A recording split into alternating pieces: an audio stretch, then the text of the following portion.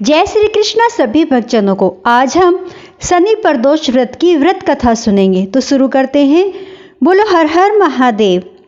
गर्गाचार्य ने कहा, हे महामते, आपने शिव शंकर प्रसन्नता हेतु समस्त प्रदोष व्रतों का वर्णन किया है।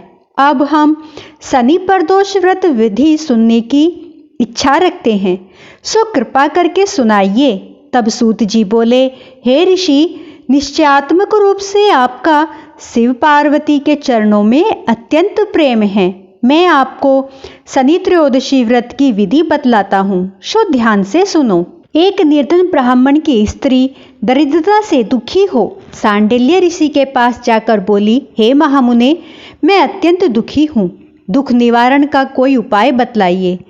मेरे दोनों पुत्र आपकी शरण में हैं। मेरे ज्येष्ठ पुत्र का नाम धर्म है, जो कि एक राजपुत्र है, और छोटे पुत्र का नाम सुचिव्रत है। अतः हम दरिद्र हैं, आप ही हमारा उद्धार कर सकते हैं।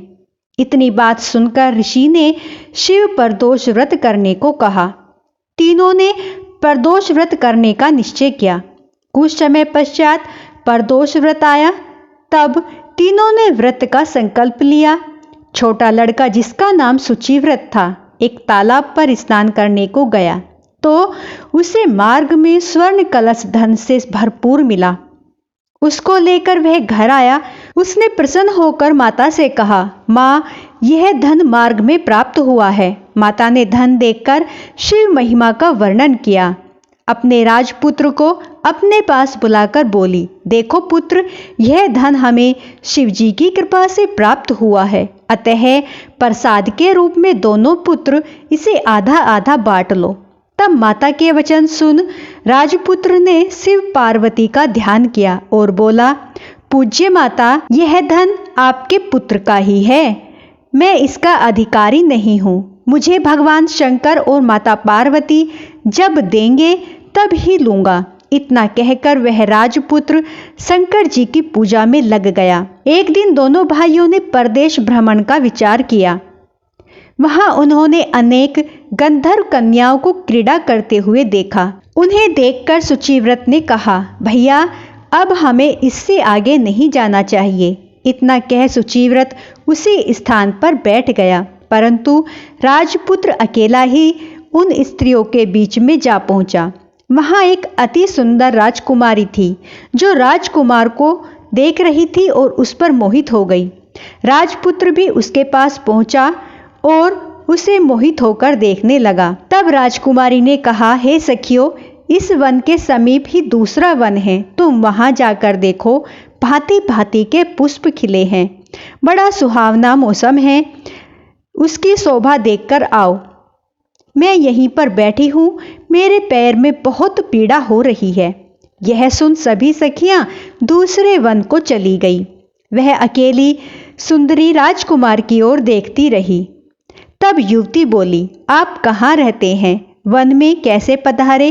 किस राजा के पुत्र हैं और आपका नाम क्या है? राजकुमार बोला, मैं विदर्भ नरेश का पुत्र हूँ।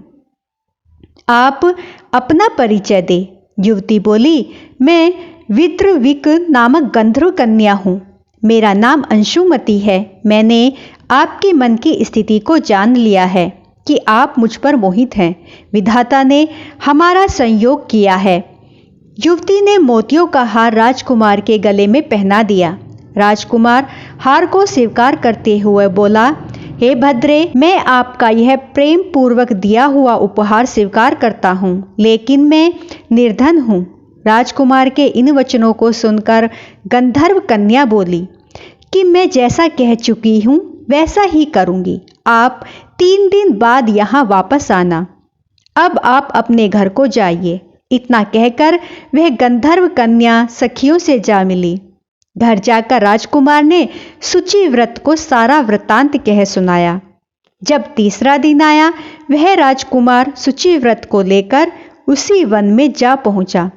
वहीं गंधर्वराज अपनी दोनों राजकुमारों को आता देखकर उन्हें आसन देकर गंधर्वराज बोले, मैं कैलाश पर गया था। वहां शंकर जी ने मुझसे कहा कि धर्मगुप्त नाम का राजपुत्र है, जो इस समय राज्य विहीन निर्धन है। मेरा परम भक्त भी है। हे गंधर्वराज, तुम उसकी सहायता करो। मैं महादेव की आज्ञा से इस कन्या को आपके पास लाया हूँ। आप इसका निर्वाह करें, मैं आपकी सहायता करूँगा, आपकी राजगद्दी आपको वापस दिलवाऊंगा।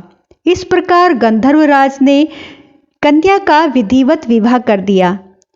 विशेष धन सुंदर गंधर्व कन्या को पाकर राजपुत्र अति प्रसन्न हुआ। भगवान की कृपा से वह समय आने पर शत्रुओं को मारकर अपना राज्य वापस पाने में भी सफल हुआ।